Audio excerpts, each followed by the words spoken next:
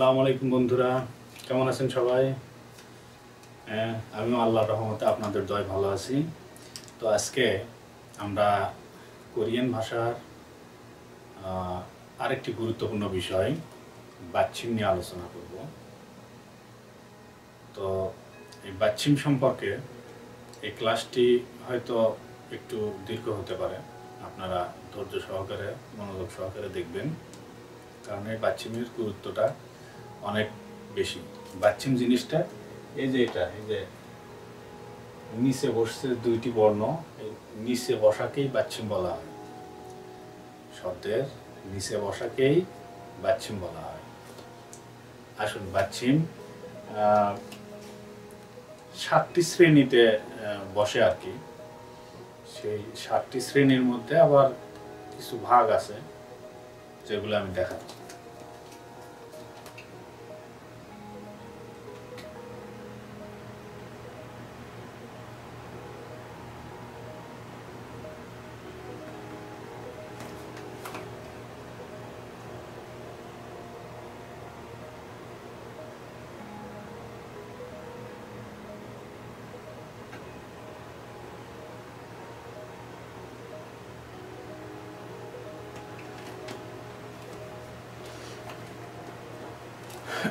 দেখুন, গিয়, সাংগেয় আর ক্ষিয়।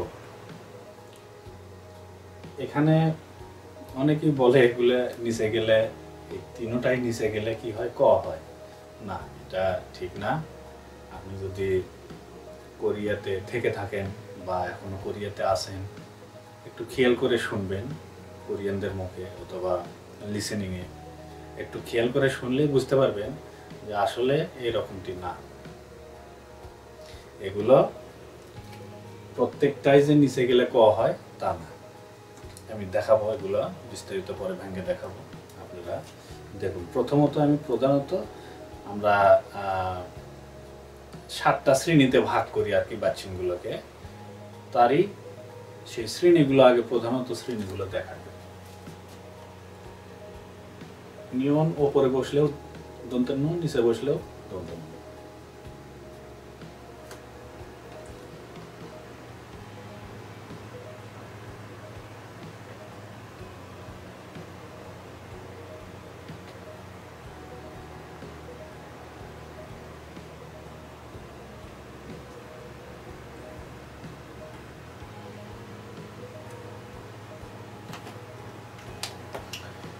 ডিগত, সিয়ত, সাংসিয়ত, জিয়ত, ছিয়ত, থিয়ত, হিয়ত। এই 7টা নিচে গেলে ক্লিয়ারলি ত হয়। এখন এর মধ্যেও শ্রেণী বিভাগ অনেকেই বলতেছে যে আছে, দেখা যাক কতটুকু আছে, আমি পরে আপনাদেরকে বোঝাচ্ছি।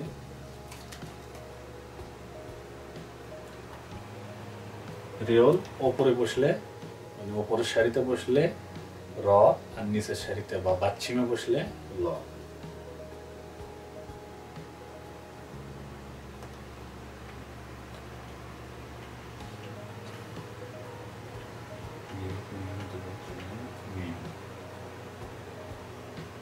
মিয়ম ওপরের সারিতেও ম, বাচ্চিমে বসলেও ম।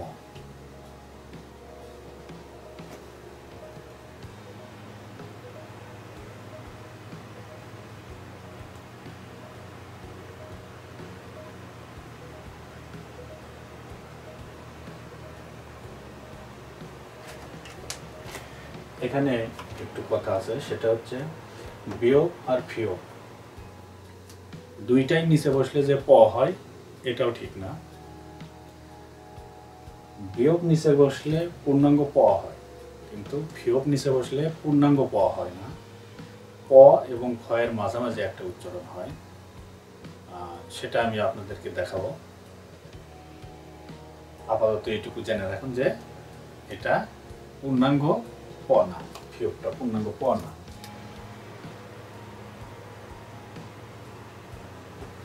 ইয়ং সমান সমান, এটা বাচ্চিমে গেলে 19 স্বর। আমরা বাংলাদেশের যেরকম 19 স্বর দেই, ওই রকম ইয়ংটা বাচ্চিমে গেলে 19 স্বর হয়। আচ্ছা, এইটুকু তো মোটামুটি ক্লিয়ার। এইটুকু আপনারা খাতায় নোট করে রাখুন এখন আমি ভেঙে দিচ্ছি কোথায় কি কোনটা কিভাবে উচ্চারিত হবে। মনে রাখবেন এখানে একটু ব্যতিক্রম, এখানে একটু ব্যতিক্রম আছে, আর বাদ বাকি সবগুলো ঠিক আছে।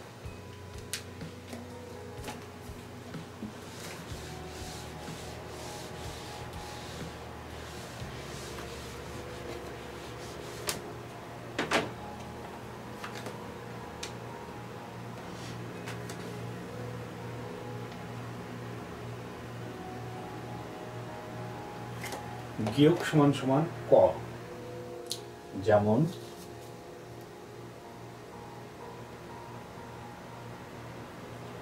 ইয়াক, পূর্ণাঙ্গ ইয়া বাচ্চিমে গিয় ক, ইয়াক মানে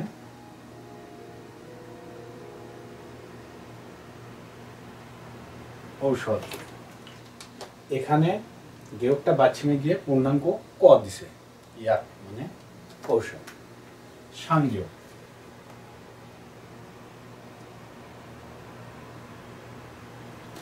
এই সাংগীয়কটাকে আপনি শুধু ক বলে উচ্চারণ করলে হবে না, মানে হবে হয়তো আমাদের কোরিয়াতে এসে কথা বলতে গেলে, বিভিন্ন কোম্পানিতে বা আমরা বিভিন্নভাবে চলাফেরা করলে আমরা হয়তো এরকম টুকিটাকি ভুল করলে ওটা বোঝারও মানে কোনো ইয়ে নাই, ওগুলো বলেও না, হয়ে যাবে চলে যাবে। তবে আপনাদের জানার জন্য আমি বলছি যে এটা অরিজিনালি এইরকম গেয়কের মতো ক হবে না, এখানে কয়ে ক হবে।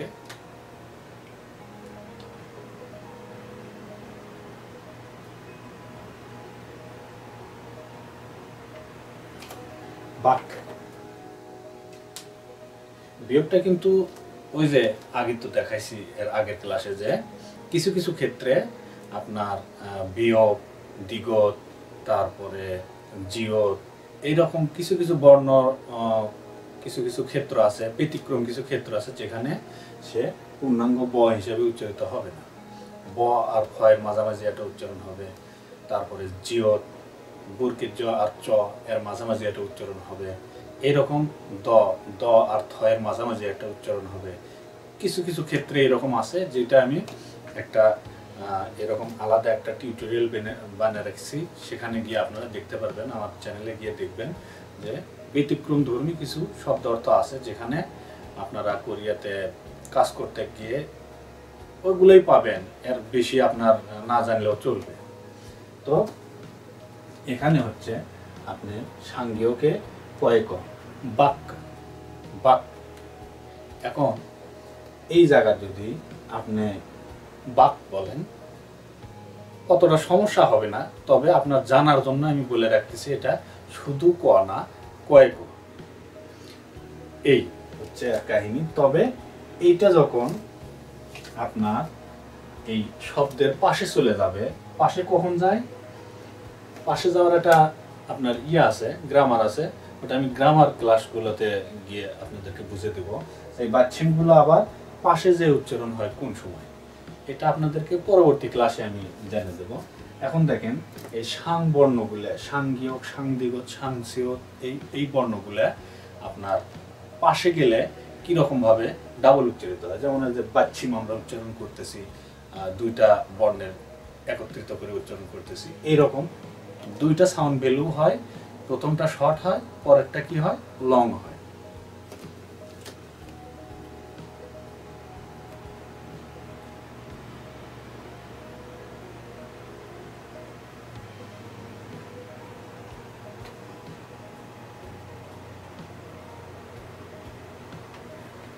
দেখুন এখানে সাংবিয়োগ নিয়ে আসছি আমি, সাংবিয়োগ দন্ত নিরাকারে না, সাংবিয়োগে প, নিচে উ।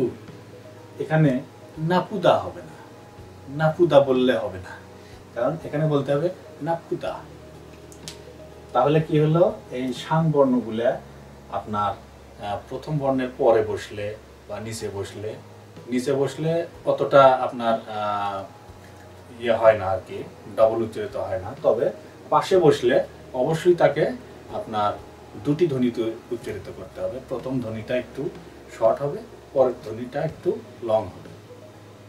নাপুদা, দেখুন এখানে প্রথম পটা একেবারেই মনে হয় 10% উচ্চারিত হয়েছে, পরের পটা পূর্ণাঙ্গ উচ্চারিত হয়েছে, এইরকম। নাপ্পুদা ফাক্কে যখন এই বাক মানে বাহির এর সাথে যখন এ যুক্ত হবে, পূর্ণাঙ্গ এ যুক্ত হবে, এ এর অর্থ হচ্ছে তে বা এ, তাহলে কি হচ্ছে ফাক্কে মানে বাহিরে, বাক মানে বাহির, আর এ যোগ হয়ে কি হবে বাহিরে। যখন ওই সর্বর্ণটা আসবে তখন এই সাংযোগটা ওপরে চলে যাবে। এটার বিস্তারিত ক্লাস গ্রামার অংশে আমি নিয়ে যাব বা আপনাদেরকে বুঝে দেব। তো এখন এইটুকু জেনে রাখুন যে সাং বর্ণগুলা বিশেষ করে পাশে যখন বসে তখন অবশ্যই তারা ডবল ধ্বনিতে উচ্চারণ হয়, দুটি ধ্বনিতে উচ্চারিত হয়। তার প্রথম ধ্বনিটা আপনার শর্ট হবে, পরের ধ্বনিটা একটু লং হবে। এখন দেখুন খিও,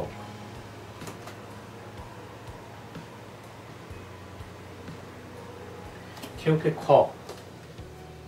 এটা ক বলা একেবারেই অনুচিত হবে, কারণ হয়তোবা আপনারা লিসেনিংও শুনেছেন, আর যারা কোরিয়াতে আছেন বা কোরিয়াতে আসছেন আপনারাও অবশ্যই এর ব্যবহার সম্পর্কে জানেন।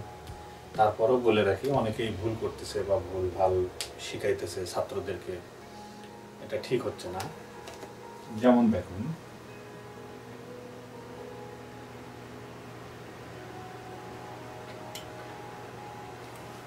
এখানে দেখুন ব হুসুকার বু পূর্ণাঙ্গ অ, বু অ আর নিচে খিওক।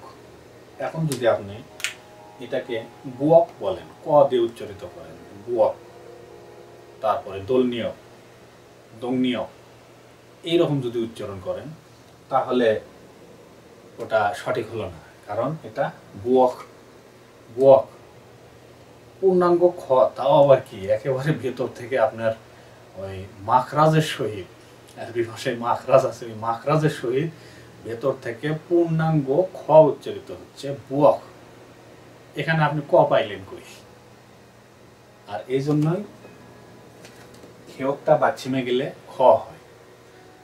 বুয়ক, দুলনিয়ক, তংনিয়ক এরকম অনেক আছে। তো এগুলো আসলে মূলত কি হয়, খেয়কটা বাচ্ছিমে গেলে খ হয়। এটা ওপরেও খ নিচেও খ।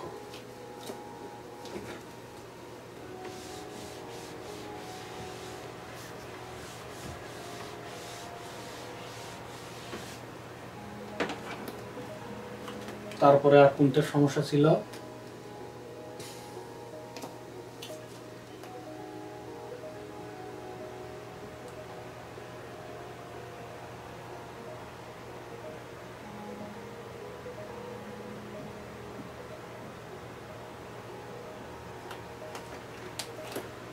এগুলো নিচে গেলে কি হয় ত হয়, বাচ্চিমে গেলে কি হয় ত হয়।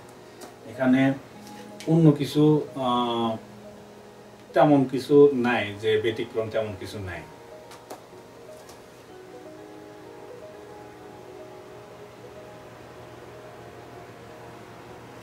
এখন দেখেন বর্গে জ ওকারে জো, বাচ্চিম হতে কি হলো ত, জো।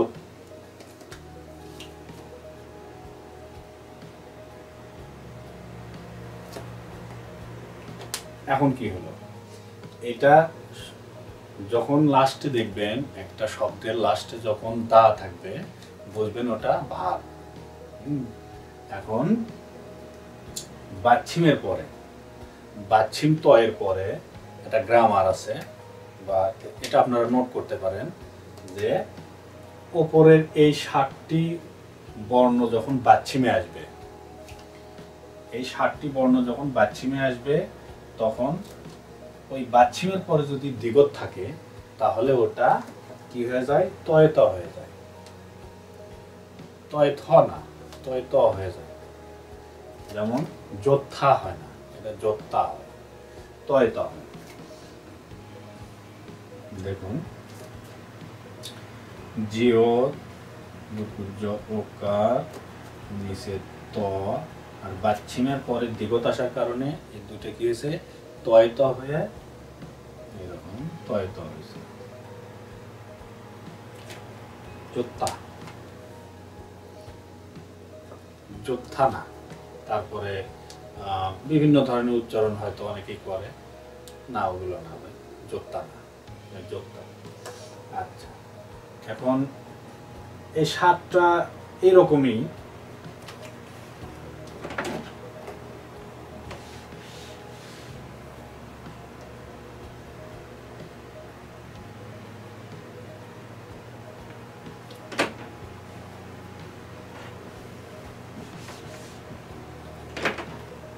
থেওতের একটা উদাহরণ দেখেন, বাত মানে উঁচু জমি, বা আমরা যেটাকে শস্য ক্ষেত বলে আর কি, উঁচু জমি আর কি, শস্য ক্ষেত, বাত। এখানে থেওত নিচে আসে ত হয়েছে বাত, কিন্তু যখনই এরকম একটা স্বরবর্ণ আসবে তাহলে কি হবে, এই এতে হচ্ছে একার বা তে। এখন যে বর্ণের পাশে এ পাবেন ওখানে হয় একার দেবে, না হয় তে দেবে। এখানে কি দিচ্ছে, একার দিচ্ছে। বাত মানে উঁচু জমি, আর বাতে মানে উঁচু জমিতে তে দিচ্ছে এখানে। তাইলে যখন বাচ্চিমের পরে স্বরবর্ণ আসে, এটা এগুলো সবকিছু আমি গ্রামার অংশে দিয়ে দেবো, তারপরেও আসতেছে যখন বলে রাখি। বাচ্চিমের পরে যখন স্বরবর্ণ আসে, ওই বাচ্চিমটি উপরে গিয়ে পূর্বের রূপ ধারণ করে। বিষয়টা আরেকবার শোনেন, বাচ্চিম বর্ণের পরে যখন স্বরবর্ণ আসে তখন বাচ্চিমটি উপরে গিয়ে পূর্বের রূপ ধারণ করে। এখানে যদি রিওল থাকতো, যেমন ধরেন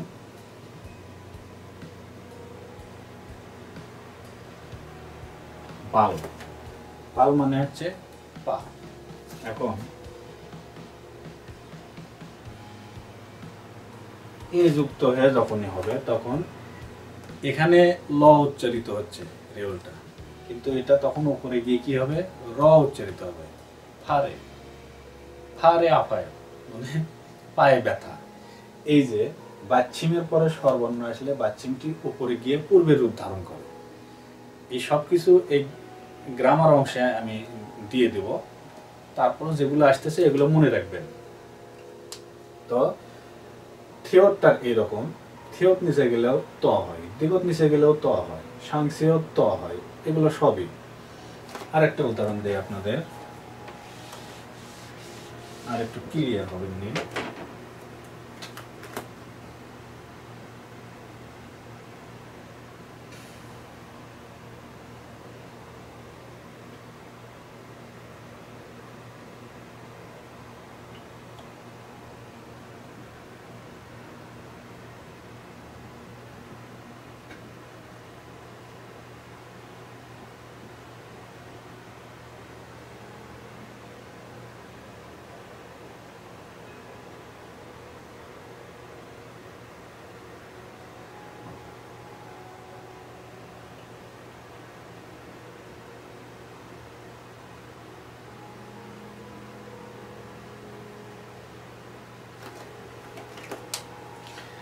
আমরা চিন্তা করি যে এত ত্বক এরা করে কি, তোর কাজ আছে, অর্থগুলোকে চেঞ্জ করার জন্য এইগুলোর ব্যবহার হয়। যেমন দেখুন, বহিষ্কারে বি আর সেওতের ত দিয়ে বিত, বিত মানে চিরুনি, মাথা আঁচড়ানোর চিরুনি।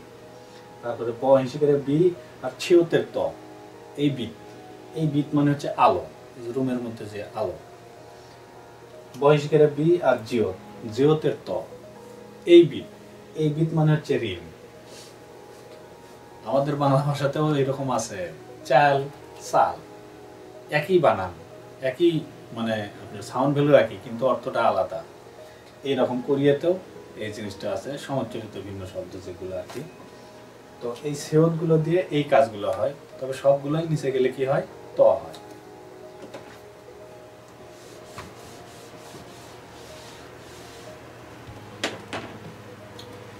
এখন আরেকটা হচ্ছে বিয়োগ আর ফেয়োগের কাহিনী।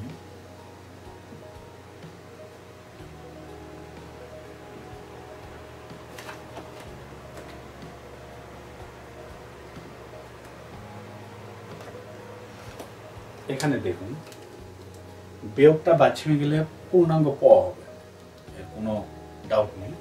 কিন্তু ফিয়োগটা নিচে গেলে ওই যে ব আর প, ব আর ফ, ব আর ফ এর মাঝামাঝি একটা উচ্চারণ হবে। যেমন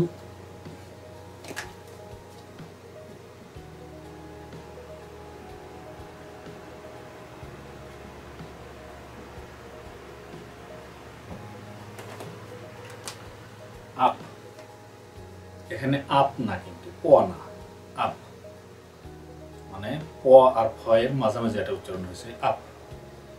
আপ মানে সামন বা আগের দিকে। এরপরে যখন এ যুক্ত হয়, স্বরবর্ণ আসে যখন, মানে আফে, তখন এই ফিয়োগটা ওপরে গিয়ে পূর্ণাঙ্গ ওই যে পূর্বের রূপ ধারণ করে, ফিয়োগ দেয়, দিয়ে কি হয় আফে হয়ে যায়। তখন এখানে একটা একার এসে কি হয় সামনে হয়ে যায়। দেখাচ্ছি আমি, কিন্তু এখানে দেখুন আপ মানে সামন,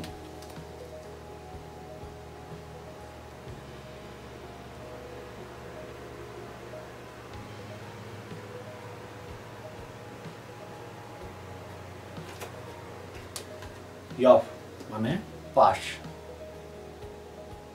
সাইড আর কি।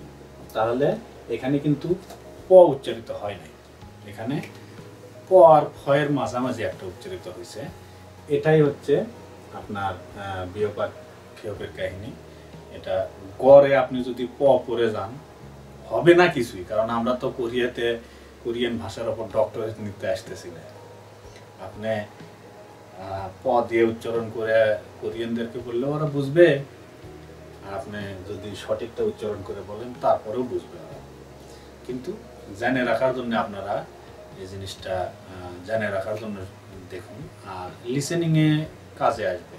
লিসেনিংয়ে এই টুকিটাকি ভুলের কারণে অনেকেই ফেল করে, যার কারণে এই জিনিসগুলো জেনে রাখা উচিত। এখন দেখেন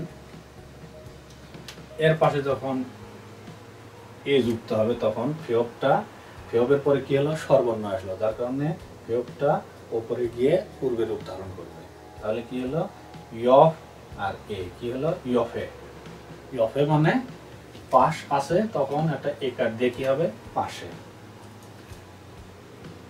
আর আফের পারে আপনি একার দিলেন কি হলো আফে হয়ে গেল, ফিয়োগটা তখন উপরে চলে গেল। স্বরবর্ণ পাইছে, বাচ্চিমের পরে স্বরবর্ণ আসলে উপরে উঠে যায়, গেলে কি হলো আফে। আফে মানে তখন এসে সামনে হয়ে যাবে। এই ছিল মোটামুটি আপনার বাচ্চিমের কাহিনী। তো বাচ্চিমের বিষয়টা একটু জটিল মনে হতে পারে আপনাদের। যদি মনে হয় এরকম, তাহলে আপনারা ভিডিওটি 2-3 বার দেখবেন, তাহলে মোটামুটি ক্লিয়ার হয়ে যাবে। তারপরেও যদি কোনো সমস্যা মনে হয় আমাকে কমেন্ট বক্সে জানায়েন। আমি যদি আমার কোনো ভুল হয়ে যায় বা আমার কোনো সমস্যা হয় সেটাও বলবেন, নো প্রবলেম, আমি সলভ করার চেষ্টা করবো আর কি।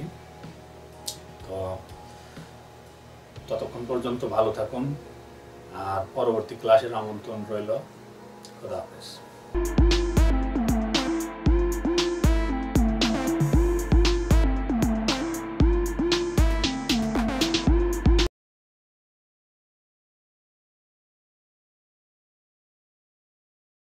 পরবর্তী ক্লাস থেকে আর বাংলা উচ্চারণ করে দেওয়া হবে না, অতএব বিগত ক্লাসগুলো ভালোভাবে দেখে নেবেন। ধন্যবাদ।